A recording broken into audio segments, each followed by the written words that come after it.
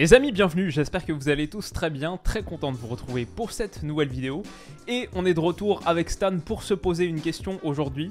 Qui sera l'entraîneur du Real Madrid en 2023-2024? On en entend beaucoup parler en ce moment, ouais, c'est une sacrée question, hein, mais on en entend beaucoup parler en ce moment parce que autour de Carlo Ancelotti, il y a toute cette vibe de la sélection brésilienne qui serait très chaude sur le dossier. Ils sont revenus à la charge là il y a quelques jours, je sais pas si t'as vu, mais la Fédé qui a fait un petit appel du pied, même si pour l'instant, de ce que je lis, il n'y a pas encore de contact officiel. Ils veulent le faire le plus respectueusement possible, mais quand même, ils montrent qu'ils sont là. Ils sont prêts à, si jamais il y a une ouverture, et j'ai vu en plus, ça m'a fait trop rire l'autre jour, après Real Madrid-Liverpool, Alisson, Eder Militao, les deux ensemble en train de discuter avec Carlo Ancelotti, et lui la main comme ça sur la bouche. Apparemment Vinicius, Rodrigo lui en parle souvent à l'entraînement. Vinicius a dit « je pense qu'il veut être l'entraîneur du Brésil », etc.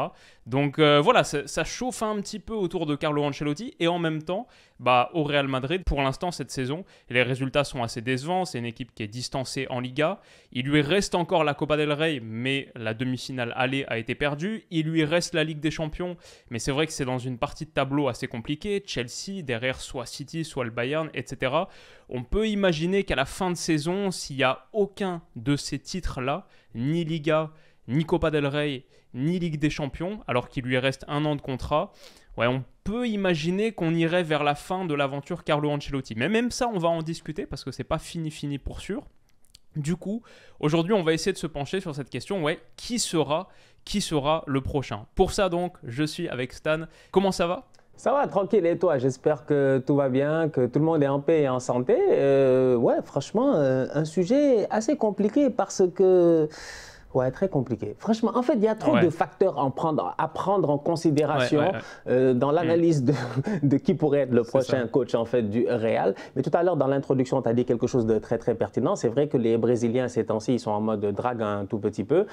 Ça se voit. La dernière fois, ils ont joué face au Maroc et je pense que dans les conférences de presse d'avant-match, même Ederson, quand même, tu vois, il n'a rien à voir avec l'affaire, lui. Il est à Manchester City, mais il a quand même dit que oui, il y a possibilité et tout. Donc, tu sens que vraiment, au niveau de la Fédé, ça a l'air clair. Au niveau des Brésiliens, maintenant, c'est de savoir est-ce que le gars, il sera disponible ou pas. Et en plus de ça, il y a du relationnel. Apparemment, il se pourrait que Kaka soit le prochain managing director. C'est ça, un tout petit peu de cette équipe nationale du Brésil-là. On sait que Kaka, il a connu Carlo Ancelotti à l'AC Milan, au Real, tout ça. Tu vois, il y a vraiment une connexion là-bas. On dit aussi que Ronaldo aurait facilité le transfert du petit Hendrik au niveau du Real Madrid en organisant une rencontre avec Carlo Ancelotti et tout. Ronaldo, quand même, on peut parler jusqu'à demain, mais je pense que son empreinte au Real Madrid a été voilà, une empreinte qu'on ne peut pas effacer.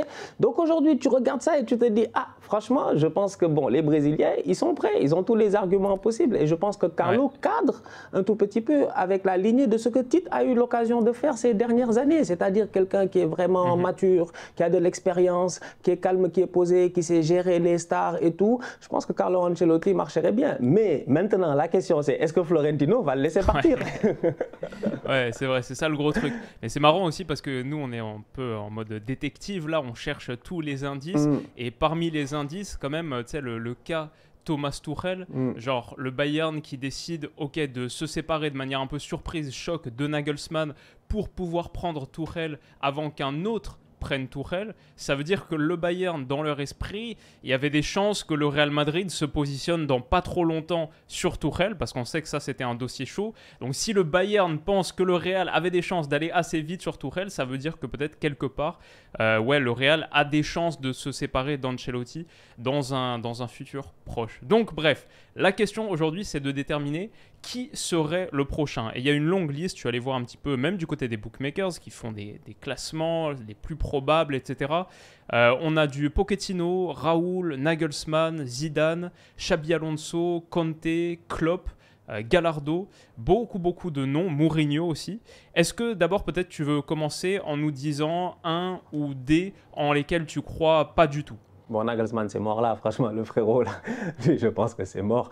Parce que, tu vois, je regarde un peu Nagelsmann, je me dis, la manière à laquelle il a quitté le Bayern, c'est un tout petit peu nébuleux. Il est jeune quand même, il a 38 ans, il a fait des choses exceptionnelles en étant... 35 ans, excuse-moi, 35 ans.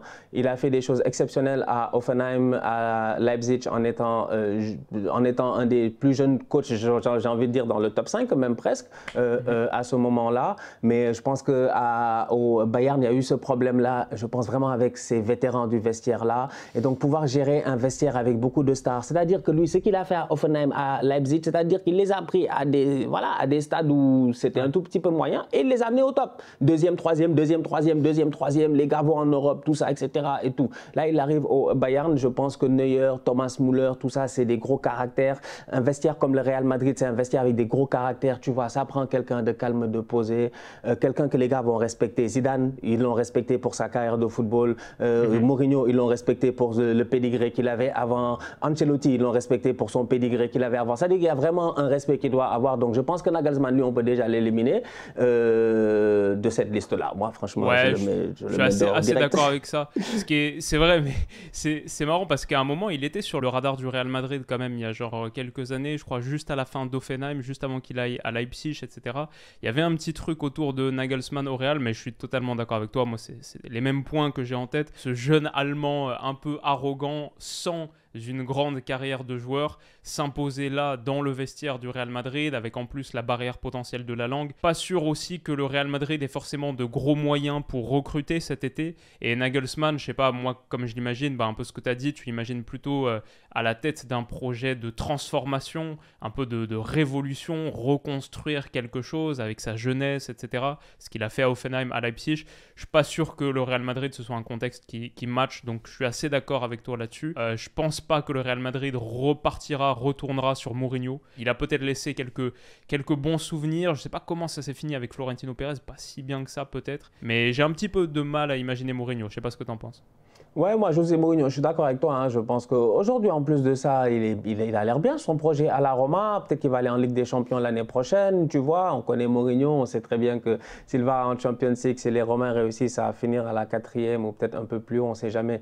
Il va sûrement essayer de tout donner durant ce mercato, aller chercher de bons joueurs. Il a quand même un Paulo Dybala qui est en ce moment en pleine forme. Donc, tu vois, je me dis, il est quand même sur un bon petit projet. C'est vrai qu'il se plaint de temps en temps en disant qu'il n'a pas d'argent. C'est ce qu'il avait dit la dernière fois en conférence de presse quand Chelsea allait acheter le boy Modric.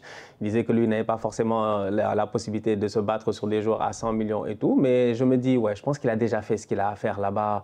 Retourner au Real alors que, tu vois, Mourinho, ça reste quand même une légende, quoi. Tu vois, les supporters du Real, je ne pense pas qu'ils aient une haine ou quoi que ce soit envers Mourinho. Le gars, il est venu, il est tombé face au meilleur Barça possible de l'histoire des Barça et il a quand même eu quoi? Une Copa del Rey et un championnat, je pense. Vite fait, quoi, comme ça, tu vois, il s'en est sorti sur 3 ans. Donc, ouais, avec une vraie belle saison.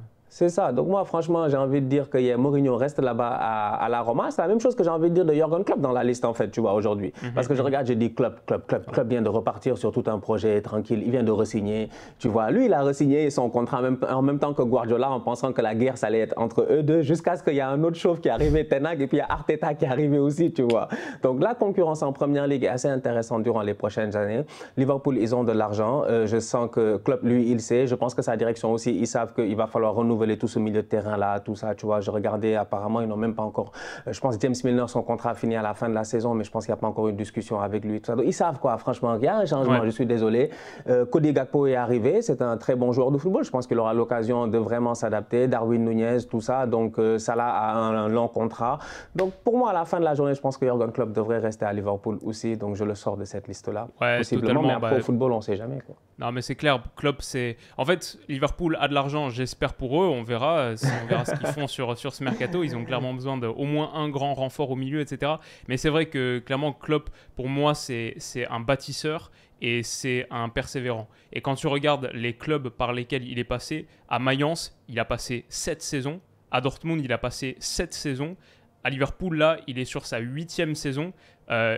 Klopp, c'est un gars qui reste pas 1 ou 2 ans dans les clubs et le Real Madrid, pour moi, ça match très mal avec ça. Enfin, Florentino Pérez, combien de temps il garde un coach qui fonctionne? 2-3 ans peut-être au max, c'est des contrats courts, tu peux pas vraiment bâtir des choses sur le très très long terme, donc ça matche pas très bien avec Klopp et je crois que lui, il va pas abandonner et quitter le navire au moment où il est un petit peu en train de tanguer. Je crois que c'est pas du tout son esprit. Je vois pas du tout Klopp être viré dans les prochaines semaines, prochains mois, avant la saison prochaine. Je suis sûr qu'il aura au moins la saison prochaine, ou il commencera au moins la saison prochaine.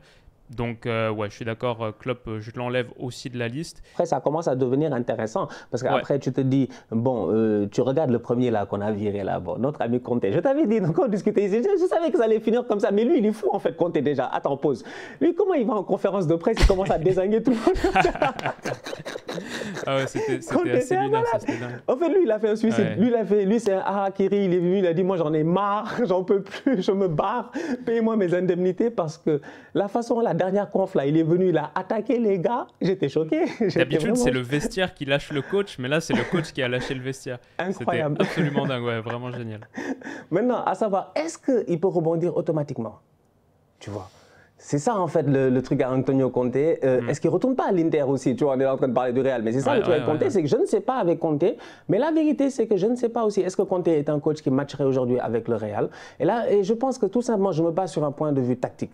Le Real, ces derniers temps, tactiquement parlant, quand même, on a tous capté la vibe, quoi. C'est une vibe, c'est un 4-3-3 au Real. On n'essaie pas de beaucoup essayer de trucs. Ouais. Ancelotti est venu, il a fait des modifications parce qu'il n'a pas d'ailier droit. Ça, c'est sûr. Au niveau du mercato, peut-être qu'il n'a pas eu le soutien qu'il fallait aussi de la part de sa direction. Donc Valverde, improvisation et tout. Mais cependant, on sait que quand même, c'est un 4-3-3, un bon trio au milieu de terrain, un bon numéro 6, Makelele, Casemiro. C'est-à-dire que la recette au Real, c'est pas très compliqué. On l'a déjà capté. Est-ce qu'Antonio Conte est dans ce style de jeu-là? Non. Il va venir avec une défense à 5, des pistons, machin, tout ça. Est-ce que ça cale aujourd'hui avec le style du Real Madrid qu'on a eu à voir ces dernières années? Absolument pas. Ni le style de Zidane, ni le style de Ancelotti, ni peut-être même certains de leurs prédécesseurs. Donc aujourd'hui, je me dis, je sais pas, Antonio Conte, franchement, c'est un wild card parce que je me dis, tu sais, il est capable de gagner un championnat rapidement, tu vois, de venir de trucs. Mais est-ce que tu peux vraiment compter sur lui aujourd'hui? Je ne suis pas convaincu, franchement. Je suis pas convaincu. C'est clair, tu soulèves un très bon point, la question tactique. Conte qui, a priori, part plutôt sur des systèmes à 3. On l'a vu à quel point il a persévéré à Tottenham avec son 3-4-3, etc. L'Italie à l'Euro, etc. Bon, Conte, c'est plutôt les systèmes à 3 à l'Inter. D'ailleurs, je ne suis pas sûr qu'il pourrait retourner à l'Inter parce que c'est assez mal fini avec la direction la dernière fois. Bon, ça ne se finit pas très très bien avec Conte en général. On l'a vu, d'ailleurs, ça peut déchauffer aussi des présidents, des potentiels clubs intéressés, tu vois, c'est quand même un peu comme Nagelsmann, la fin là, elle est très chaude et elle ne donne pas trop envie, mais ouais, je suis d'accord que ce serait un petit peu compliqué. Il faut dire aussi que Conte en Europe, en général, ça se passe pas très bien, et là aussi ça match, je trouve, pas top avec l'identité du Real Madrid. C'est que encore, comme tu as dit, il peut aller chercher une première ligue, une Serie A, un championnat, c'est pas mal, mais en Ligue des Champions, ça a été quasiment que des résultats décevants. Donc ouais, là aussi, je vois pas trop l'alchimie. Effectivement, ça s'est mal terminé à la Juve. Moi, je me rappelle quand Conte quitte la Juve, j'ai des potes, ils m'appellent en dépression, ils sont comme yo, on n'a même pas joué le premier match, il est déjà parti. Quand il quitte, après c'était où? Là, Tottenham, c'est du n'importe quoi. L'Inter aussi, ça a toujours été compliqué avec lui ces derniers temps, tu vois. Ok, donc du coup, il nous reste en vrai Pochettino, Raoul, Xabi Alonso, peut-être Gallardo et Zidane. Je pense que... Alors peut-être on peut ouvrir un petit peu le dossier Pochettino parce que de tout ce que je vois autour de moi, c'est un peu la tête de liste, c'est un peu le front-runner, quoi. C'est lui qui est en pole position. Et c'est vrai qu'il attend le Real Madrid depuis un moment. Ça fait un moment quand même qu'on parle de Pochettino au Real, peut-être, parce qu'après tout, il est bien le gars qui avait craché sur le Barça à une époque. Lui, l'ancien coach de l'Espagnol, qui a dit qu'il n'entraînerait jamais le Barça, que c'était contraire à ses idées, etc. Donc, quelque part, ça le positionne déjà dans un camp un peu madrilène.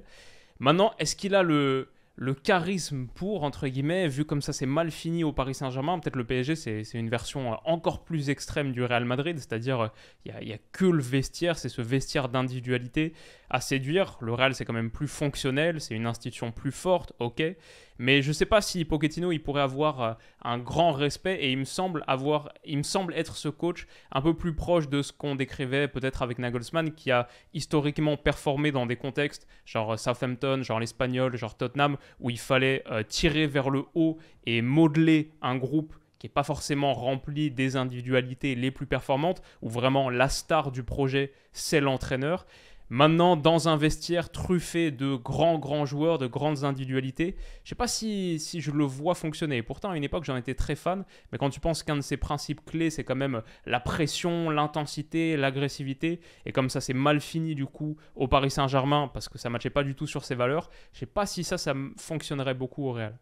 Je pense qu'en fait, il y a un problème de crédibilité qui se crée à la minute où tu vas au Paris Saint-Germain, c'est que c'est une destination qui peut te décrédibiliser, tu vois.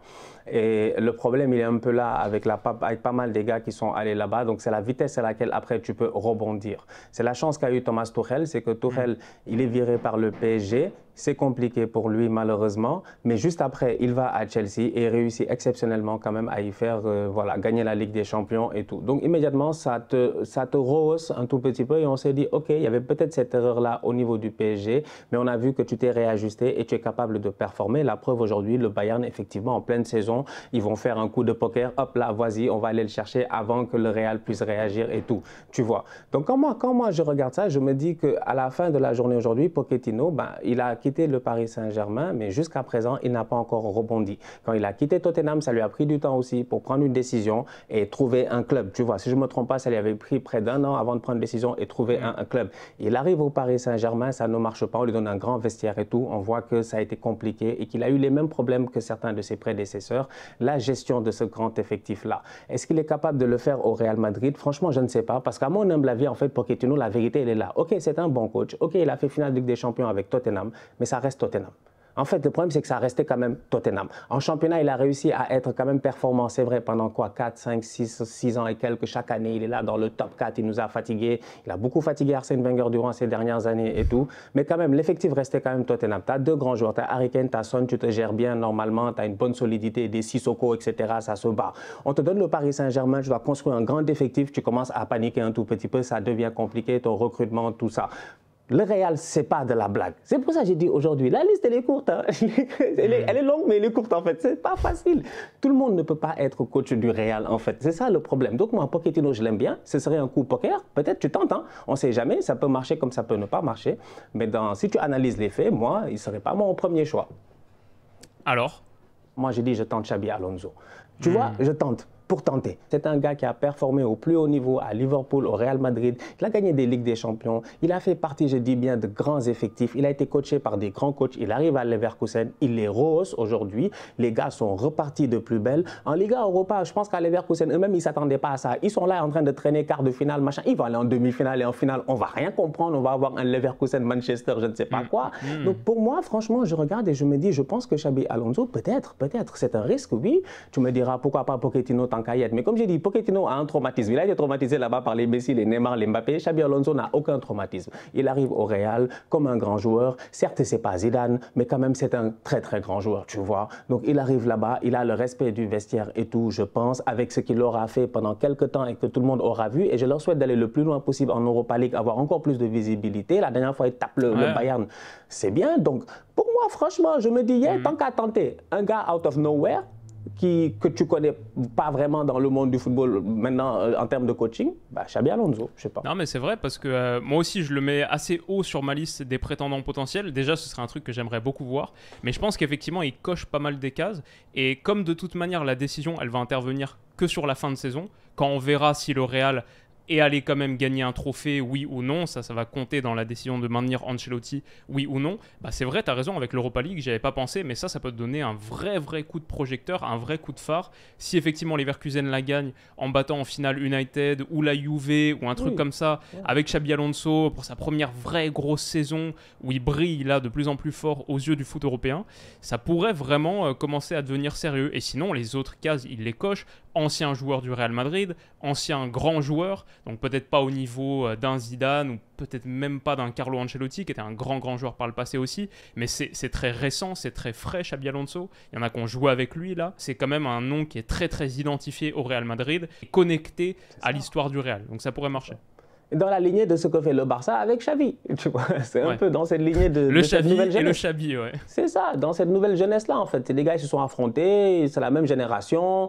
Franchement, pour moi, aujourd'hui, on est arrivé à ce moment-là où tu les fais, où tu tentes. Comme en Angleterre, ils ont tenté de Lampard, de Gérard, machin. Des fois, ça a marché, des fois, ça n'a pas marché. On ne sait jamais.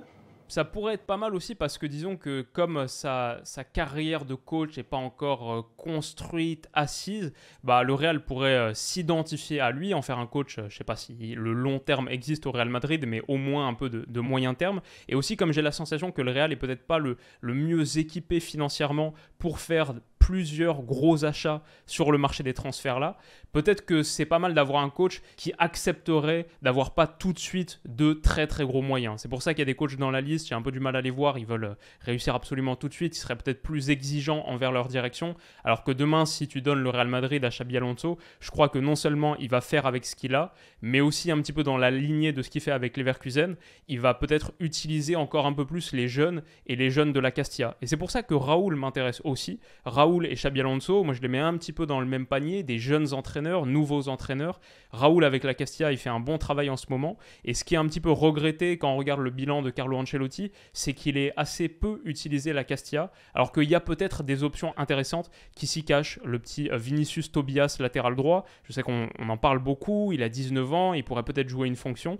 Et un coach qui connaît bien la Castilla, quand on voit ceux qui sont passés par le passé, Zidane, Solari, voilà, c'est un lien qui est assez fort aussi en général, passer de la Castilla au Real Madrid. Je sais pas, honnêtement, il pourrait même faire partie des toutes premières pistes. Ouais. Yeah, Raúl c'est pertinent. Raúl González Blanco, c'est un grand joueur quand même. Raúl, j'avais un pote, il était trop fan de Raúl. J'avais un pote, lui, il avait juré, lui, Raúl, c'était... Nous, on était là, on se battait, ouais, les gars étaient Thierry Henry, Ronaldinho, lui, il avait dit c'était Raúl le GOAT, je me rappelle.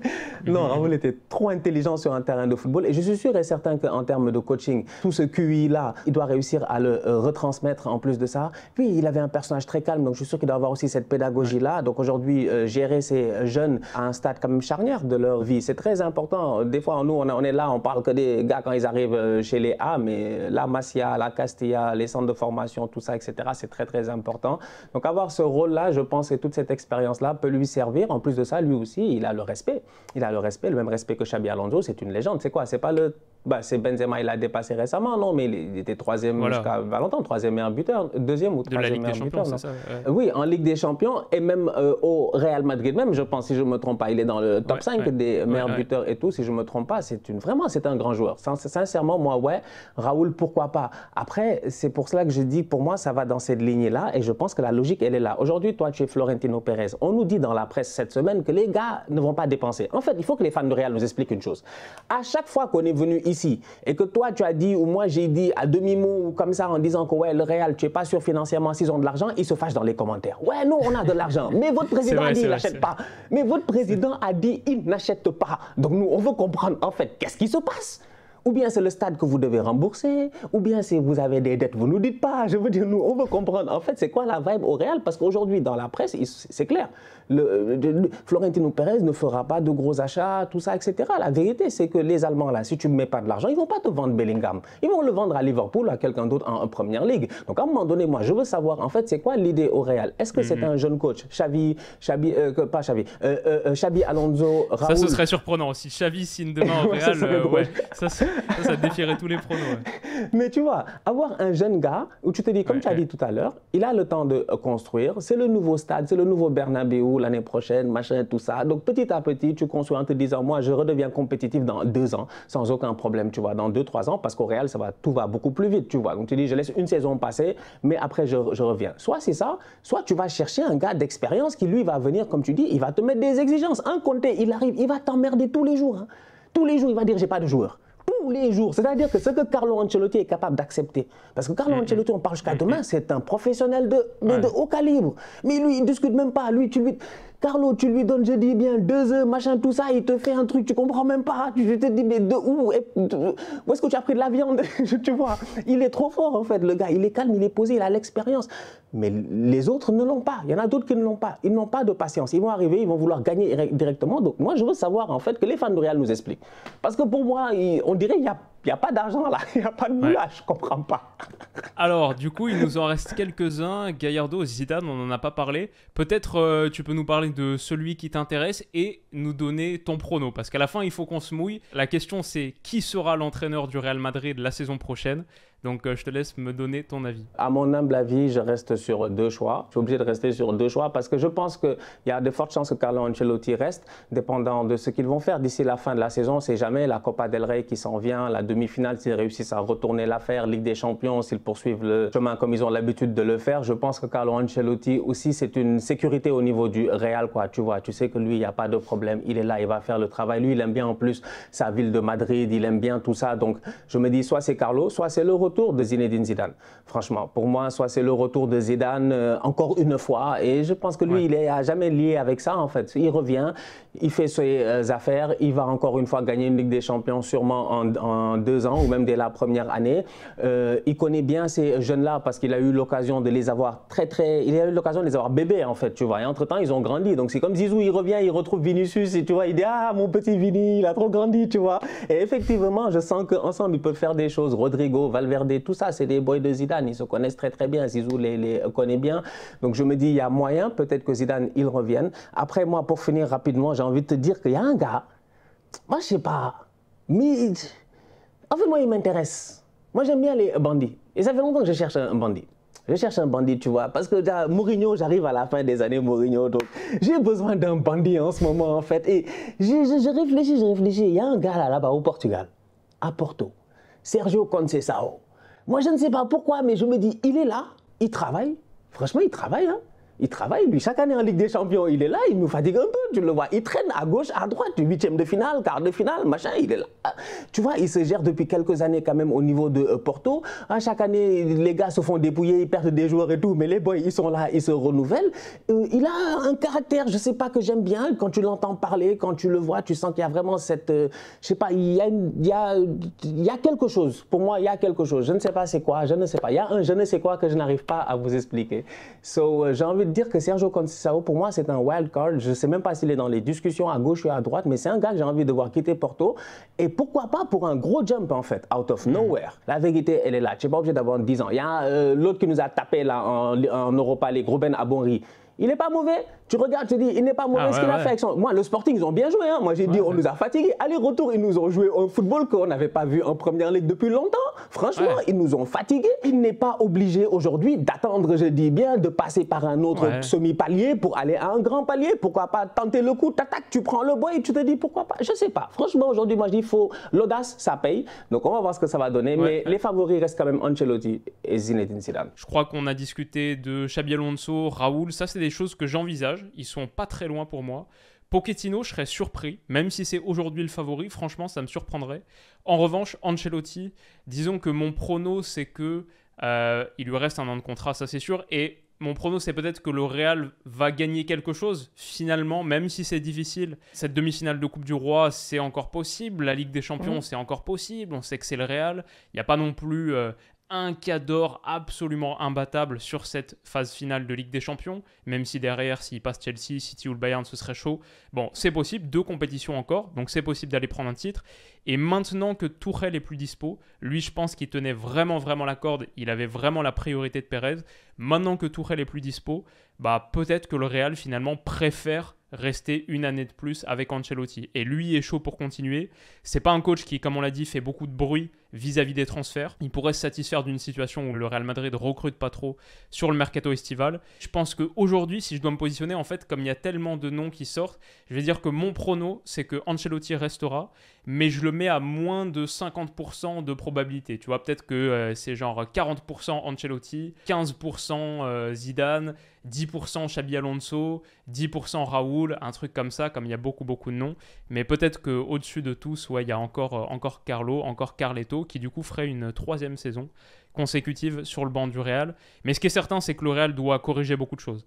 Ils sont encore présents en Ligue des Champions, etc. Mais même leur campagne magnifique de l'année dernière, elle reposait quand même beaucoup sur des folies. Et on a envie de les voir construire quelque chose de cohérent, d'avoir un effectif mieux fourni, plus renforcé, pour tenir tête à ce Barça renaissant. Ce serait beau quand même, hein, de vrais gros affrontements, parce que là on a eu beaucoup de classicos cette saison. Je trouve qu'ils n'ont pas été les plus kiffants non plus du monde, quoi. Ça a été parfois des petits scores, ça manque encore un peu de cette folie. Hein.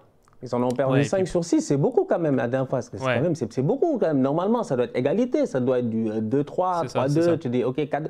Mais là, c'est 5 sur 6 clair. Genre Xavi, depuis qu'il est venu, on dirait, je pense qu'il a perdu un classico, même pas, je sais même pas. C'est pour dire. Avec un Barça qui est très fort défensivement, qui laisse pas beaucoup d'espace, pas beaucoup de chance. J'aimerais voir le Real step up et nous offrir un duel en Liga encore plus serré, encore plus costaud. Revoir ces deux mastodontes se battre aux alentours de 90, 95 points, etc. Ce serait beau et peut-être que ce sera avec Carlo. Voilà les amis, on va s'arrêter là-dessus. On a fait un peu plus d'une trentaine de minutes. C'était très cool. Maintenant, on va tourner un autre sujet sur la chaîne de Stan. Hyper intéressant aussi. Je vous laisse le découvrir. Allez vous abonner de son côté. Et je vous dis à très vite. Prenez soin de vous. Bisous.